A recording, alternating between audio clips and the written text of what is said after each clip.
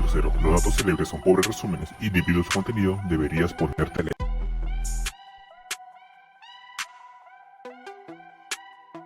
El planteamiento del problema. El problema que se plantea el autor, en este caso Popper, en esta parte del libro, principalmente viene a ser el de explicar cómo se relaciona el problema de la demarcación con los problemas del contenido empírico y de la comprobabilidad, como también clasificar la ciencia de la no ciencia y cuestionar lo que el autor considera las características que tiene que tener una teoría para ser ciencia. La solución del problema que da este autor es el falsacionalismo, señalando el valor principal según el criterio del autor, explicando las diferencias entre la ciencia y no ciencia, trabajando con osadas conjeturas y con severos intentos de refutarlas, también elaborando la teoría de que el contenido empírico de una teoría podría medirse por el número de posibilidades que excluyera. La ciencia contra la no ciencia. ¿Y qué es el falsacionalismo? El falsacionalismo es una doctrina epistemológica, según lo cual una teoría científica no puede ser probada pero sí falsada o falsa. Por lo tanto, la falsibilidad es el criterio para distinguir la ciencia de lo que no es. Karl Popper lo propone en su obra La lógica de la investigación científica. Para validar una teoría hay que refutarla por medio de un contraejemplo, como lo hacemos en la siguiente imagen. Rechazo al inductismo. Popper rechaza definitivamente el inductismo al afirmar que antes de los hechos son las teorías. La experiencia siempre va después. Solo una vez formuladas las teorías, los hechos despiertan interés. La experiencia sensible contiene los elementos a verificar, pero nunca proceden a las teorías, si bien éstas necesitan a la primera para diferenciar las proposiciones de la ciencia de las que no lo son. El racionalismo crítico de Popper. Para toda hipótesis hay una refutación. Esto quiere decir que si una cosa puede ser falsa, puede ser verdadera, pero cuando no existe la posibilidad de que sea falso, entonces no puede ser cierto, porque tiene que tener una contraparte, porque esta posibilidad sería totalmente irreal. Vas a explicar, si algo es verdadero, tiene que tener una contraparte que sea falsa. Lo real solo existe porque existe lo irreal. Las dificultades relativas a la propuesta de demarcación. Popper llama a su criterio de demarcación como propuesta. No lo intenta dar como una definición, porque las definiciones, según Popper, son abreviaciones y por tanto un tanto innecesarias, aunque quizá convenientes para ciertos autores. Por ello, Popper al inicio de este capítulo hace una descripción de la gran ciencia o de la ciencia heroica y luego propone un criterio que permite demarcar esta clase de ciencia. Popper. La transición entre la metafísica y la ciencia no es tajante, es decir, lo que ayer fue una idea metafísica puede convertirse mañana en una teoría científica y comprobable y sustentable, y esto sucede con mucha frecuencia. Por lo tanto, una de las dificultades de la demarcación consiste en que el criterio de Popper no es demasiado estricto, es bastante laxo. Por el contrario, es flexible, como decir, es bastante laxo. Por ejemplo, una teoría es científica según su grado de comprobabilidad. La fórmula de demarcación está expresado en un lenguaje un tanto psicológico. Popper indica que esto se puede mejorar si se habla de sistemas teóricos o de sistemas de declaraciones o aseveraciones, tal cual como lo hizo en su libro de la investigación científica.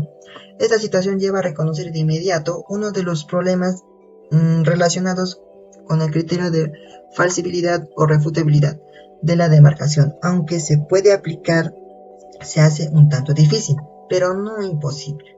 Para la siguiente dificultad, Popper pone el siguiente ejemplo. Un biólogo presenta una conjetura de que todos los cisnes son blancos, o sea, una conjetura bastante universal.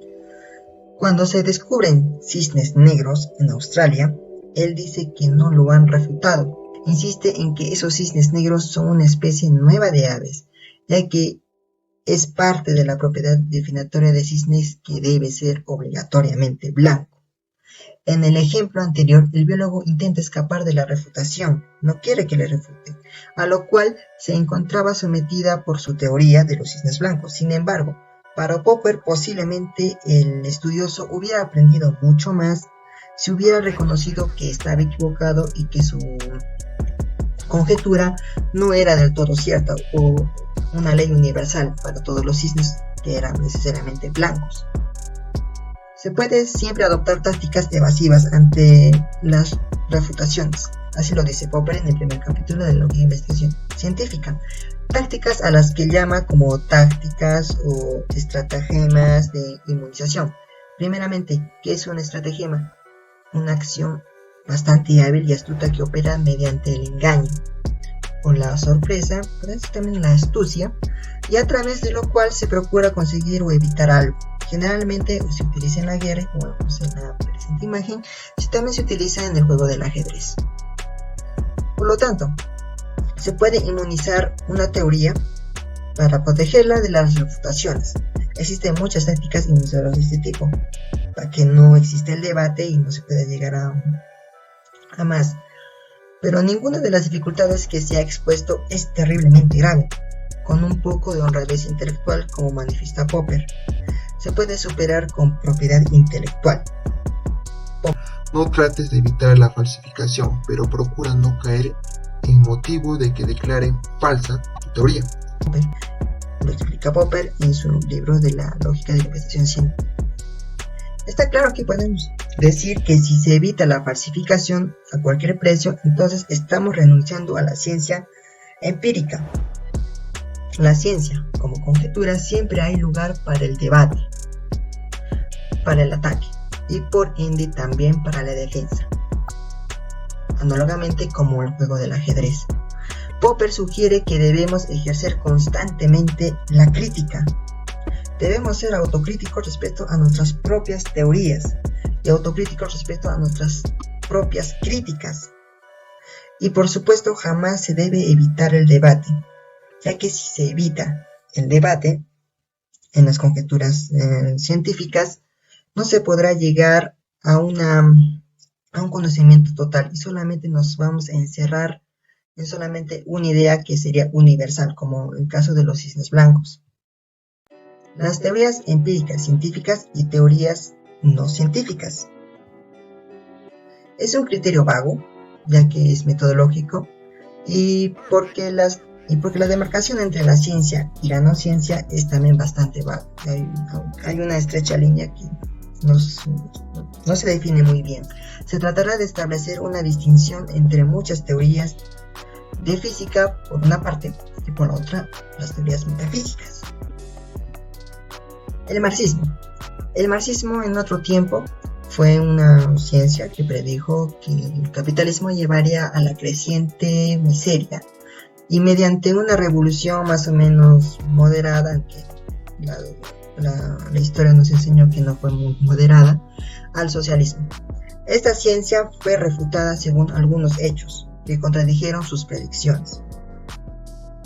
El psicoanálisis constituye una interesante metafísica psicológica, pero nunca fue considerado como una ciencia. Cualquier cosa que alguien haga es en principio explicable según Freud y Adler. El valor principal de este criterio de demarcación es elaborar la teoría, que el contenido empírico de una teoría podría medirse por el número de posibilidades que excluye. La hipótesis ad hoc y la hipótesis auxiliares. Vamos con las tácticas de inmunización, que es para cubrir una ley universal de las refutaciones. Hay situaciones en que solo una parte de nuestra teoría es puesta en tela de juicio, pero no es necesario modificar todas nuestras propuestas para salvar la refutación. Cuando parte de nuestras conjeturas es refutada o es falsa y tenemos que cambiarla, podemos hacer dos tipos de cambios. Lo menciona: cambios conservadores y cambios revolucionarios. Los cambios conservadores, entre los cambios más conservadores, existen también, se subdividen en dos, que son la hipótesis ad hoc y las hipótesis auxiliares. Vamos, la hipótesis auxiliar. Una hipótesis auxiliar es una que no cambia la teoría principal, es más como un agregado, pero sin salirse del marco teórico. Si se comprueba y logra tapar el hueco en tu teoría, entonces la refutación será un escalón arriba para tu teoría. Ejemplo, el caso de Newton, ley de movimientos planetarios, el nuevo planeta. Hipótesis ad hoc. La hipótesis ad hoc son hipótesis que modifican una parte específica de nuestra teoría. Son no comprobables en su momento y pueden salvar una teoría de una refutación particular. Casi siempre, pero si se vuelve comprobable y resulta falsa, nos obliga a abandonarla completamente o proponer una nueva y repetir el ciclo. En caso de Wolfgang Pauli, principio de conservación de energía, el neutrino. Por último, llegamos a las conclusiones. Podríamos plantear hipótesis tras hipótesis para salvar nuestra teoría, pero eso nos llevaría a la inmunización total de nuestra teoría. En esta situación, según el cuadro de clasificación de ciencia y no ciencia, Popper, la muestra dejaría de ser ciencia, al igual que el caso freudiano. Pero al final la decisión la tiene el autor de la teoría, si quiere inmunizarse o simplemente ignorar las refutaciones.